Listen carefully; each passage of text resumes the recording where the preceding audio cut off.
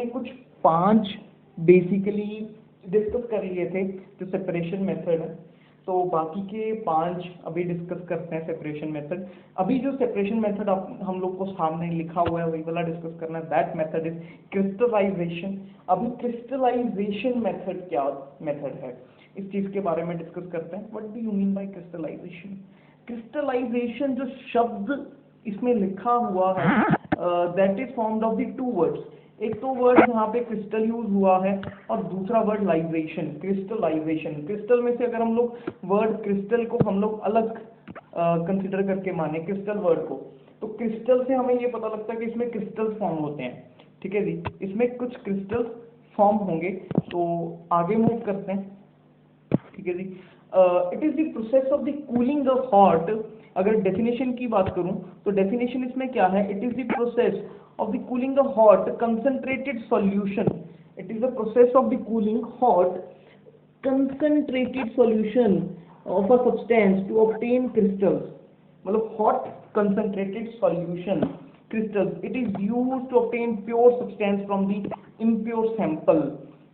ठीक है जी, मान लेते हैं ये बात। ये तो सर डेफिनेशन कुछ खास समझ में नहीं आई। अब तो मैंने यहाँ पे लिखा कि भाई डिफरेंस इन दी प्रॉपर्टी। यहाँ पे क्या प्रॉपर्टी हम लोग क्रिस्टलाइजेशन के लिए यूज करते हैं कि हम लोग 2 मटेरियल्स को किसी मिक्सचर में से डिफरेंट कर सकें, वॉलेटाइल और नॉन वॉलेटाइल। सर ये तो हम लोगों ने इवेपोरेशन में भी करा था। इवेपोरेशन में भी हम लोगों ने नॉन वॉलेटाइल को वॉलेटाइल में से सब अलग करा था। तो वही चीज क्रिस्टलाइजेशन है।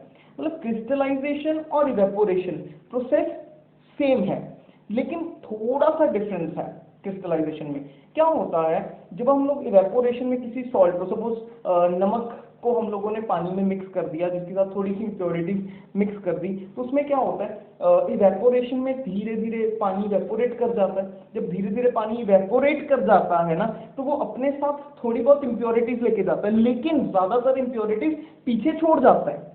लेकिन क्रिस्टलाइजेशन में ऐसा नहीं होता। क्रिस्टलाइजेशन में वाटर जब इवेपोरेट होता है, अपने साथ सारी की सारी जो भी इम्प्योर सब्सटेंसेस होती हैं, इम्प्योरिटीज होती हैं, वो सारी की सारी साथ में ही ले जाता है। और क्रिस्टलाइजेशन करने का प्रोसेस भी कुछ डिफरेंट प्रोसेस है। ठीक है जी, इसमें भी हम लोग सॉल्ट सी वाटर में से ऑब्टेन करते हैं। तो सबसे पहला जो स्टेप है, अगर वैसे मैं इसमें सॉल्ट को इन्होंने पानी में डिसॉल्व करा, हम लोगों ने ऑलरेडी डायरेक्टली ही सी वाटर ले लिया जिसमें पहले से सॉल्ट डिसॉल्व है। तो क्या हुआ, हम लोगों ने इवेपोरेशन बल्कि इवेपोरेटिंग बेसिन लिया, चाइना डिश भी आप ले सकते हो, उसको हीट करना स्टार्ट करा। ठीक है, हीट हम लोग एक पर्टिकुलर पॉइंट तक इसको हीट करते हैं। तो जब आप हायर क्लासेस में जाओगे आपको वो चीज समझ में आ जाएगी। तो जब ये हीट हो गया, कंसंट्रेट हो गया, मतलब थिक हो गया सॉल्यूशन, ठीक है ना, कंसंट्रेटेड सॉल्यूशन था ना, ये बड़ा कंसंट्रेटेड सॉल्यूशन, ये सॉल्यूशन थोड़ा थिक हो जाएगा जब ये हीट हो जाएगा। ठीक है ना, तो जो कंसंट्रेटेड सॉल्यूशन को है, इसको ओवरनाइट हम लोग इसी तरीके से छोड़ देते हैं, ओवरनाइट या फिर 32 आवर्स के लिए, ठीक है, या 36 आवर्स के लिए हम लोग इसको ऐसे ही छोड़ देते हैं। जब हम लोग इसको ऐसे ही छोड़ देते हैं ना, तो काफी हद तक पानी जो है वो इवेपोरेट कर जाता है और नीचे जो चीज बची रह जाती है हमारे पास, जो ये आप थोड़ा तीखा तीखा सा देख रहे हो, दीज आर क्रिस्टल्स। नीचे हमारे पास क्रिस्टल्स रह जाते हैं। फिर हम लोग इसको फिल्टर जब कर लेते हैं, तो फिल्टर करने के बाद हम लोग के पास जो क्रिस्टल्स ऑब्टेन होते हैं ना, जब ये क्रिस्टल्स हैं ये बिल्कुल प्योर होते हैं। सबसे पहली बात, ये क्रिस्टल्स बिल्कुल ही हमारे पास प्योर होते हैं, मतलब ये इसमें इम्प्योरिटी बिल्कुल नहीं होती। जो क्रिस्टलाइजेशन का इवेपोरेशन पे बेनिफिट है, हमारे पास बेनिफिट ही ये है कि ये बिल्कुल प्योर सब्सटेंस ही ऑब्टेन करता है। तो ये हमारे पास जो मेथड था, this was the crystallisation method. अगला मेथड है डिस्टिलेशन। तो डिस्टिलेशन में देखते हैं, distillation is the process of the separating 2 miscible liquids. मतलब ऐसे 2 लिक्विड्स को हम लोग को सेपरेट अगर करना पड़ जाए कि भाई जो 2 लिक्विड्स पूरे के पूरे मिक्स होते हैं, मतलब दे आर मिक्सिबल लिक्विड्स, जो पूरे के पूरे मिक्स हो जाएं।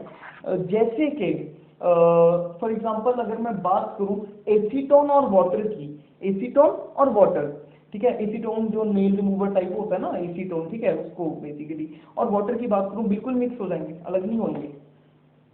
अल्कोहल और वाटर की बात कर लेते हैं, ठीक है। ऐसे दो लिक्विड जिन जो मिक्सिबल हो। सर ऐसा तो कैसे होएगा, मतलब अभी दो मिक्सिबल लिक्विड हैं, पूरे अच्छे से मिक्स हो गए, तो क्या फिजिकल प्रॉपर्टी होगी जिसको यूज करेंगे डिफरेंट मतलब कि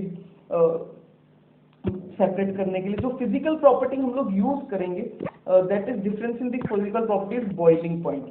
बॉइलिंग पॉइंट का हम लोग यूज करेंगे, बॉइलिंग पॉइंट का। दो जो मिक्सिबल लिक्विड्स हैं उनके जो बॉइलिंग पॉइंट में डिफरेंस है उसको हम लोग यूज करेंगे सेपरेटिंग फर्नेस में, ठीक है जी। तो देखते हैं किस तरीके से डिफरेंशिएट करा। सबसे पहला चीज आई हमारे पास एसीटोन और वाटर। अभी एसीटोन अगर वाटर में देखा जाए तो जो एसीटोन का जो बॉइलिंग पॉइंट है, एसीटोन का जो बॉइलिंग पॉइंट है अबाउट 56 डिग्री सेल्सियस है। और जो वाटर का बॉइलिंग पॉइंट है, वाटर का बॉइलिंग पॉइंट आप लोग को पता ही है, वाटर का बॉइलिंग पॉइंट तो सर 100 डिग्री सेल्सियस होता है। अभी इनके बॉइलिंग पॉइंट में काफी ज्यादा डिफरेंस है। इसके बॉइलिंग पॉइंट में जो डिफरेंस है, इस चीज को हम लोग यूज करेंगे इसको सेपरेट करने के लिए। क्या, किस तरीके से? तो बिल्कुल कुछ ये सेटअप हम लोगों ने लेना है। तो इस सेटअप में हमारे पास सबसे पहले समझते हैं कि क्या क्या चीजें हम लोगों ने यूज करी। ये तो एक फ्लास्क है, आपको पता ही है। फ्लास्क के ऊपर हम लोगों ने कॉक लगाई हुई है कि ये पूरी अच्छे से क्लोज हो जाए। अभी कॉक के में से हम लोगों ने थर्मामीटर लगाया हुआ है। थर्मामीटर क्यों लगाया हुआ है, किस चीज के लिए यूज होता है, आपको बाद में डिस्कस करूंगा। इसमें से बेसिकली हम लोगों ने यहाँ से एक पैसेज दे रखा है, मतलब कि ये कुछ यहाँ से निकल जाएगा। वाटर अगर होएगा ना, जो भी चीज होगी वो यहाँ से निकलेगी। यहाँ पे हम लोगों ने एक पैसेज दे रखा है। क्या होगा अभी जब हम लोगों ने इसको हीट करना स्टार्ट करा? अभी अगर मैं एसीटोन की बात करूं, एसीटोन का बॉइलिंग पॉइंट तो वाटर के अलावा क्या था, लो था। और वाटर का जो बॉइलिंग पॉइंट था कंपैरेटिवली हाई था। मतलब एसीटोन जो है वो जल्दी बॉयल हो जाएगा, उसके बाद जल्दी वो इवेपोरेट होना स्टार्ट हो जाएगा एसीटोन। मतलब वो जल्दी इवेपोरेट होना जब स्टार्ट हो जाएगा एसीटोन, तो एसीटोन पहले इवेपोरेट हुआ। इवेपोरेट होके अभी ये इसमें से पास करा। अभी ये यहाँ पे कूलिंग सिस्टम लगा हुआ है, वाटर आउटलेट है, इसमें से बेसिकली ना इस जगह में से पानी को पास, इस जगह में से पानी पास हो रहा है, ये ब्लैक ब्लैक वाली जगह से पानी पास हो रहा है, जिसकी वजह से कूलिंग सिस्टम है, ये कूल कर देगा। अभी जहाँ पे ये एसीटोन के जब वेपर इसमें से पास करेंगे, ये कूल हो जाएगा, ठंडा हो जाएगा। वेपर ठंडे हो गए, किसमें, फिर से लिक्विड में कन्वर्ट हो जाएंगे और यहाँ पे एसीटोन इकट्ठा हो जाएगा। अभी जितने टाइम में पूरा एसीटोन बेसिकली इवेपोरेट हो जाएगा, वाटर का बॉइलिंग पॉइंट उतने टाइम में आएगा। मतलब उससे पहले पहले जब तक वाटर का जो बॉइलिंग पॉइंट है, मतलब इतना ये जो लिक्विड है इतना गर्म हो जाए कि वाटर का बॉइलिंग पॉइंट आ जाए, वाटर बॉईल करना स्टार्ट कर जाए, उससे पहले एसीटोन बॉईल करके निकल भी जाएगा, ठीक है ना। जब ये 100 डिग्री सेल्सियस पे पहुंचा, हम लोग इसको बंद कर देते हैं बर्नर को, ठीक है ना। थर्मामीटर को यूज करा ना टेम्परेचर देखने के लिए। जब ये 100 डिग्री सेल्सियस पे पहुंचा, तब तक ऑलरेडी पूरा एसीटोन निकल के यहां तक पहुंच चुका होता है, ठीक है ना। जिससे कि यहां तक पहुंच चुका होता है, जिससे कि हमारे पास हमें पता लग जाता है कि बेसिकली एसीटोन अलग हो गया वाटर से।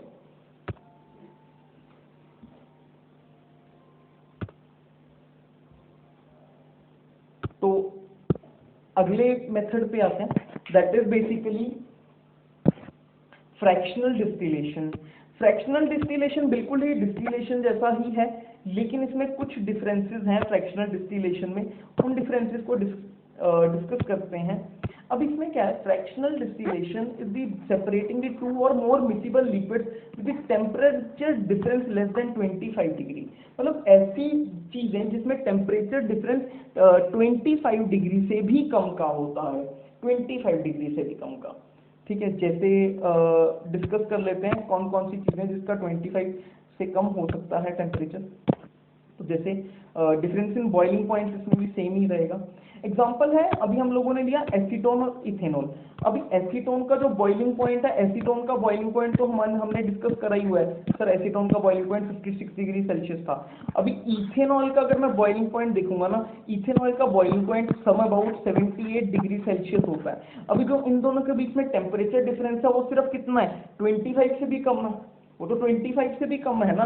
इन दोनों के बीच में जो डिफरेंस अगर 25 से भी कम है तो होगा क्या, अगर मैं इसको बेसिकली कली डिस्टिलेशन करता हूं तो जितने टाइम में एसीटोन इवेपोरेट होना शुरू होएगा उतने टाइम में इथेनॉल भी इवेपोरेट होना शुरू हो जाएगा। तो भाई एसीटोन और इथेनॉल मिक्स हो जाएंगे, फिर से कोई फायदा नहीं होएगा। तो इसमें हम लोग कुछ अलग क्या करते हैं, हम लोग अलग इसमें क्या करते हैं वो समझते हैं। इसका सेटअप कुछ इस तरीके से होता है, ठीक है जी, सेम सेटअप होता है, लेकिन इसमें एक चीज एक्स्ट्रा लग जाती है, ये box that is called as fractionating column. बाकी सब सेम रहता है, ये फ्रैक्शनेटिंग कॉलम इसमें अलग बन जाता है। इसमें क्या होता है फ्रैक्शनेटिंग कॉलम में, ठीक है जी, फ्रैक्शनेटिंग कॉलम में इसमें कैल्शियम कार्बोनेट के टुकड़े पड़े होते हैं, बड़े बड़े कैल्शियम कार्बोनेट के, ठीक है। तो होता क्या है, जब अब ये एसीटोन का 56 है, इथेनॉल का क्या है 78 है। अभी सबसे पहले जब मैंने हीट करना शुरू करा तो एसीटोन बेसिकली इवेपोरेट करना स्टार्ट कर देगा, एसीटोन पहले इवेपोरेट करना स्टार्ट कर देगा। अभी इथेनॉल उस अपने बॉइलिंग पॉइंट तक नहीं पहुंच पाया। अभी ये जो फ्रैक्शनेटिंग कॉलम है ये क्या करता है, ये जो फ्रैक्शनेटिंग कॉलम है ये अभी जब ये गैस यहाँ से ऊपर की तरफ इवेपोरेट होती है ना, तो ये उसको क्या कहता है, उससे आगे जाने के लिए कि वो यहाँ से मुड़ के यहाँ पे आए, इसको क्रॉस करने के लिए कैल्शियम कार्बोनेट के क्रिस्टल्स को बेसिकली क्रॉस करने के लिए उस गैस को फोर्स लगाना पड़ता है, मतलब उसको ज्यादा एनर्जी चाहिए उसको क्रॉस करने के लिए। तो अभी क्या होएगा, एसीटोन का तो बॉइलिंग पॉइंट इथेनॉल से कम है, तो इसका बॉइलिंग पॉइंट जब ये आ जाएगा तो उसके पास सबसे ज्यादा फोर्स होएगा, उसके पास ज्यादा एनर्जी होएगी कि वो इवेपोरेट करना चाह रहा है, तो वो इसको क्रॉस करके इवेपोरेट कर जाता है। तो अभी दूसरे वाले केस में क्या होता है, तब तक जो इथेनॉल है, इथेनॉल धीरे धीरे इवेपोरेट तो करना स्टार्ट करता है, लेकिन उसके पास इतनी एनर्जी नहीं होती कि ये इस बेसिकली फ्रैक्शनेटिंग कॉलम को चेंज कर जाए। अगर वो फ्रैक्शनेटिंग कॉलम को पास कर जाए, उसके पास इतनी एनर्जी नहीं होती, और उतने टाइम में ये जो एसीटोन है ये पूरा का पूरा यहाँ से पास करके यहाँ पे पूरा का पूरा एसीटोन इकट्ठा हो जाता है, और उतने टाइम में इथेनॉल इवेपोरेट करना इथेनॉल इवेपोरेट करना तो स्टार्ट कर जाता है, लेकिन इसको क्रॉस नहीं कर पाता। उतने टाइम में हम लोग थर्मामीटर को चेक करते हैं और ये सिस्टम बंद कर देते हैं, और यहाँ पे पूरा का पूरा एसीटोन कलेक्ट हो जाता है। तो this is the whole system fractional distillation का, ठीक है जी। तो फ्रैक्शनल डिस्टिलेशन भी हो गया है। अगला मेथड सेपरेशन का देखते हैं। अगला जो मेथड है सेपरेशन का दैट इज क्रोमेटोग्राफी। क्रोमेटोग्राफी तो क्रोमेटोग्राफी क्या कहता है, क्रोमेटोग्राफी में सबसे पहले to separate the solutes that can be dissolved in the same solvent, ऐसे सॉल्यूट को अलग करने के लिए काम आता है जो सेम सॉल्वेंट में डिसॉल्व हो जाते हैं, ठीक है।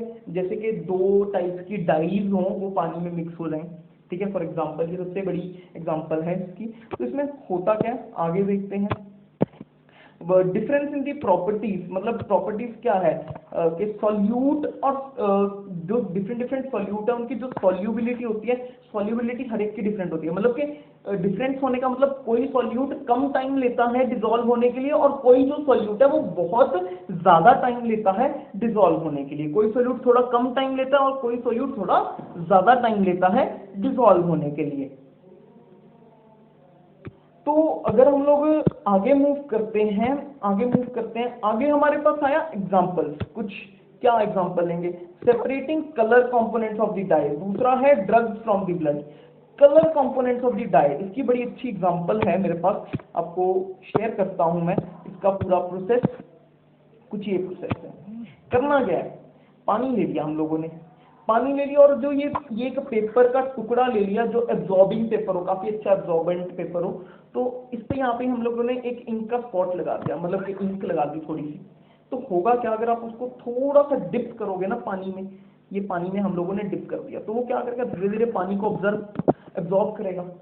ये वाटर है, तो बेसिकली क्या होता है, पेपर वाटर को एब्जॉर्ब करना स्टार्ट करता है। जब ये पेपर वाटर को एब्जॉर्ब करना स्टार्ट करता है, जो ये इंक है, इंक में जो डिफरेंट कलर्स हैं उनकी सॉल्युबिलिटी डिफरेंट होती है। तो जो तो सबसे पहले, जो तो सबसे ज्यादा सॉल्यूबल है वो सबसे ऊपर की तरफ आ गया, मतलब डिसॉल्व होते हुए ऊपर की तरफ आता हुआ दिखेगा, मतलब सबसे ऊपर की तरफ हमें येलो कलर नजर आना स्टार्ट हो जाएगा, मतलब डिफरेंट डिफरेंट लाइन में डिफरेंट डिफरेंट कलर्स आना हमें स्टार्ट हो जाएंगे, मतलब यहाँ पे येलो आ गया, यहाँ पे ये आ गया, यहाँ पे ये आ गया, यहाँ पे ये आ गया, मतलब डिफरेंट डिफरेंट लाइन में हमें डिफरेंट डिफरेंट कलर्स कुछ इस टाइप से आने दिखने स्टार्ट हो जाएंगे। तो जो तो सबसे पहले सॉल्यूबल था वो सबसे ऊपर चला गया, जो सबसे कम सॉल्यूबल था वो बिल्कुल नीचे रह गया। तो this process is called as chromatography. तो क्रोमेटोग्राफी ये कुछ प्रोसेस है, ठीक है जी। सेपरेट करने के लिए हमने एक इंक में से डिफरेंट कलर को सेपरेट कर लिया, तो दिस प्रोसेस वाज क्रोमेटोग्राफी।